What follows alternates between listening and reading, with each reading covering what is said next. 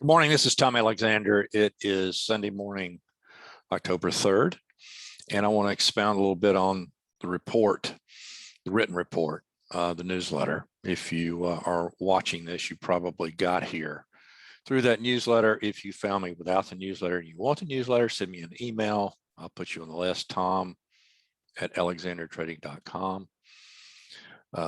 Or you can go to the website, alexandertrading.com, and sign up. And another thing before I forget, because I forget sometimes, it would be a huge help and much appreciated that if you find value in this, if you will like it, and if you will subscribe to the YouTube channel button below.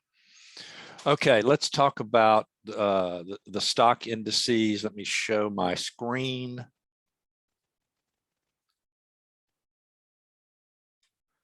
Okay, the indices, there's a mixed picture, and what that when there is a mixed picture in the four primary U.S. trading indices, what it tells you is that there is no really strong directional conviction, and this is true across all time frames. If you are a day trader,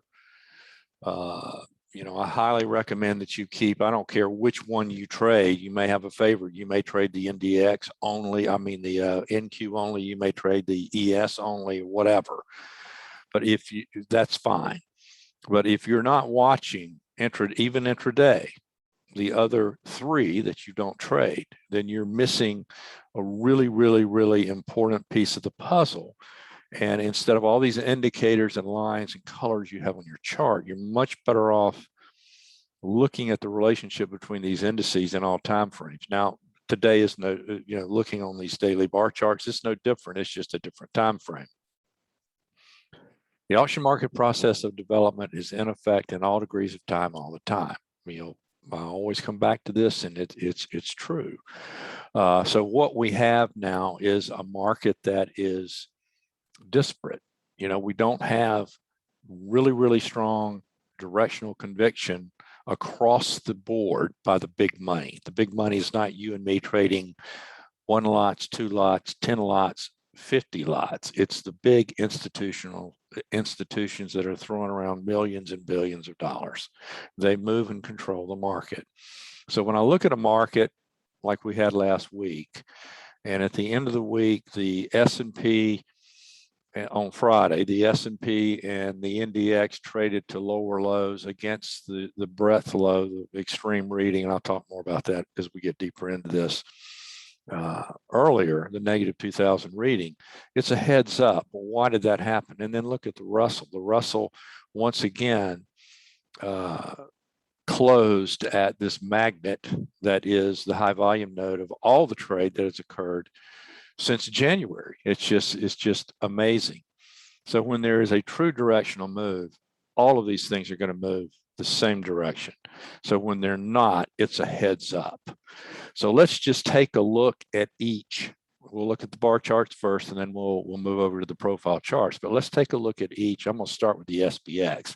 Now, I'm using cash contracts here because there can often be noise in the futures contracts, and ultimately it is the cash contract that you want to use for your any analysis outside of just the really short-term intraday time frame. So if we look at the SPX, you can see what we did. This was a momentum low, a negative breadth reading of something like negative, I think 22. We'll confirm it, but below negative 2000, and that's always a very important event. And then you can see we made a higher low here. Again, I'll show higher low in breadth, and I'll show this on that chart in a minute. But the point I want to make is this is now a key reference area. This area right in here that includes these lows. Can scooch this down a little bit. There you go. And then to the upside, it's this area in here that includes this high on the 29th and the last several days of trading. And then above here, the more important key reference area in my mind is this rebound high off of this low on the 23rd. So you have some highs clustered in here. You also have a lot of volume on the horizontal scale. So that's a look at the S&P. Let's take a look at the NDX. Now the NDX,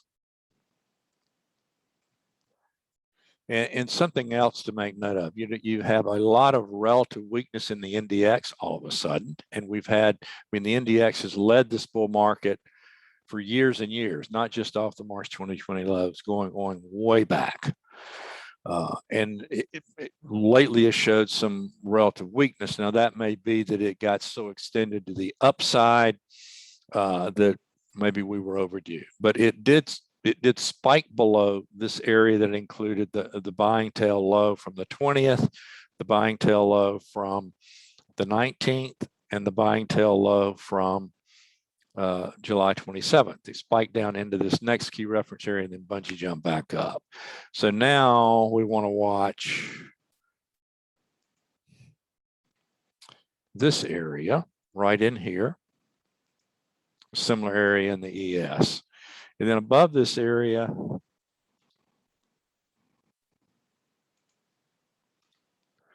again, I think you're looking at this rebound high to see what happens in here, if we do get that high.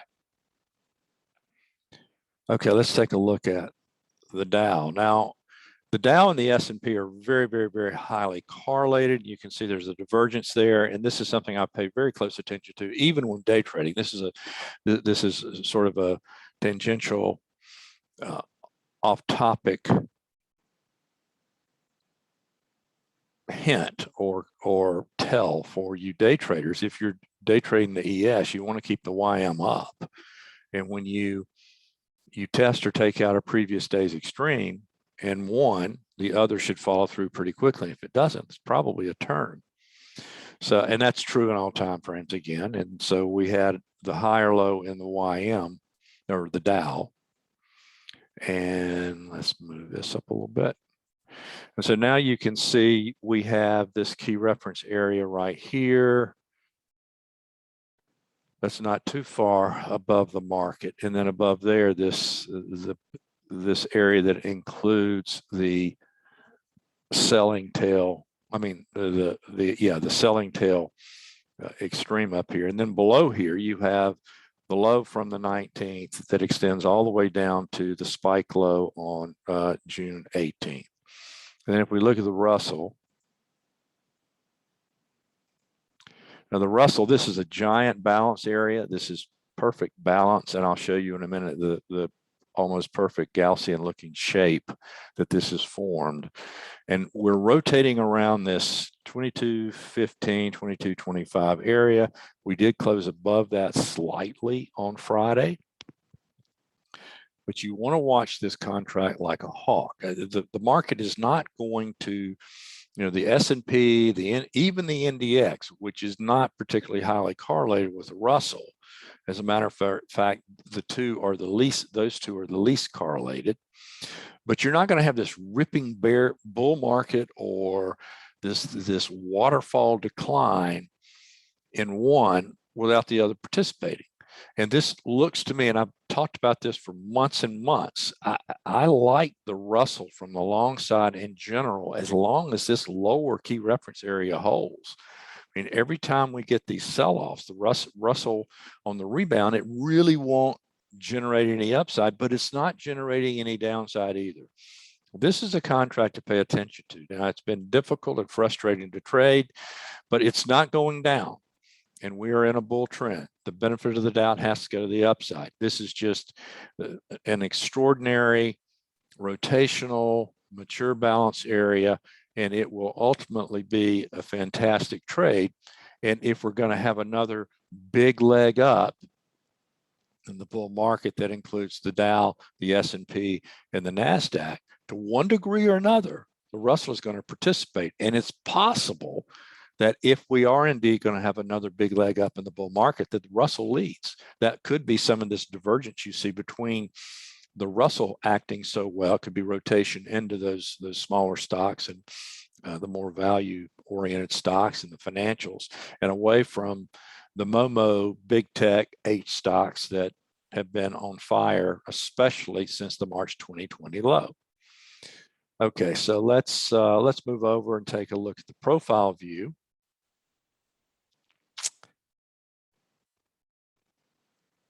And here is, this is the RTY. Let me go to, let me find the rut just for consistency's sake. Here we go. Now, this is a beautiful view. Okay, now all of this is really one auction. You know, when you're working with market profile, and again, you don't want to be a market profile trader. You want to be an auction market trader.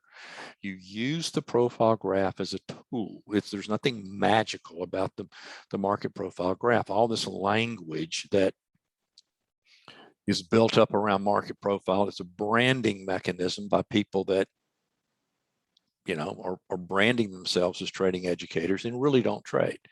The purpose of this charting format is just a charting format. It's designed to give you a specific type of information, and it does that very elegantly. And it is best viewed through the lens of this auction market process of development. So if we look at this, and I'm going to take all this stuff off, what we have, if you see this is all one auction. Oops, all of this is one auction. And then within that auction, there are other auctions. The auction market process of development is in effect in all degrees of time all the time. This is a perfect example. So the September, August, there we go. All one auction right here. Now, this is the key to the whole shebang right here. And you can see we closed right at the high volume node right here. So this structure is your key to the entire thing. Now, if I take this and fold it into the auction that it really is, going back to the end of January, you can see. So we have an auction within an auction, and this entire thing is an auction. And now, you know, we've begun the October auction, rotating just below and just above the high volume node. It's the most elegant display of an auction, of a mature profile, and from an auction market perspective you're ever going to see. This is a beautiful chart. This is a classic. Okay, so let's take a look, and let's take let's go back to, almost forgot. I want to look at the technical aspect of this. Okay, these negative 2000 breadth readings are really important. Now, on the 28th last week, this was right on the cusp of negative 2000. It was certainly negative 2000 for most of the day, so I'm counting this as a negative 2000 breadth reading. It's unusual to have two negative 2000 breadth readings this close together, especially with this little amount of price damage. I mean, the entire decline off of this high so far is only about is less than 6%. That's nothing, but everybody's freaking out already. Now, it could turn into something more than that, you know. And I mentioned recency bias in the report. You know, the thing that we're all used to now, we're going, okay, wow, this is really, we have all these divergences. We have divergences in between and among the indices. We have divergences between the indices in breadth and etc. So it's off to the races. Well, maybe not. You have to respect that the market can take different paths. We don't have to go ripping higher. And another thing I want to point out, October is the most volatile month. There are more wide percentage moves both up and down in October than any other month, and this goes back decades, and it holds true now. It's one of these factoids that is extremely consistent. So what that would imply would be, maybe we don't just, you know, I don't know what's going to happen in Globex or early next week. Maybe we go up another 1% or 2%, then maybe we go down 1.5% or 2%. You don't know. My point is that be open to what the market is doing. Be open to present development. The extraordinary thing in this market is the fact that we have bottomed and spent so little time in a larger degree balance area in this trend off of this March 2020 low that occurred right here. I think the longest amount of time, and I haven't gone back and don't have the exact numbers, but this was the longest amount of time that we really balanced without ripping new highs. And especially since then, you can see each of these negative 2000 readings was followed almost immediately by higher highs. Well, maybe we're going to spend some time in October chopping around in these violent up and down moves. Again, I don't know. I judge this in real time, and we will have clues. I realize this is sort of nebulous analysis, but there's nothing certain. And what we want to do is trade it in real time, using the information, each piece of information. Every time we get new trade, it's information about what the auction is doing. This is just a backdrop to let you know where we are, what has gone on up to the point that we start Globex trade.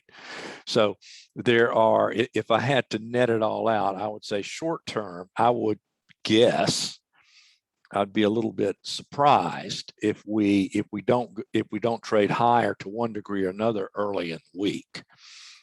It is possible that these lows that we formed last week are lows that hold prior to new all-time highs. Now, that's not saying we go directly to new all-time highs, and it's not saying that we don't spend the month of October, the next 30 days frustrating both bulls and bears by ripping up 1 or 2% and then ripping down 1.5% and floundering around and doing all this. If we do, I think that's great, because I'm a trader, and that the volatility provides opportunity. When you get in a grind like this is just mind-numbingly difficult to trade. The volatility is great. We have tools that can guide us on a day-to-day basis. So guys, have a wonderful rest of your weekend. And if anything wild happens between now and next weekend, I'll update again. Have a great day.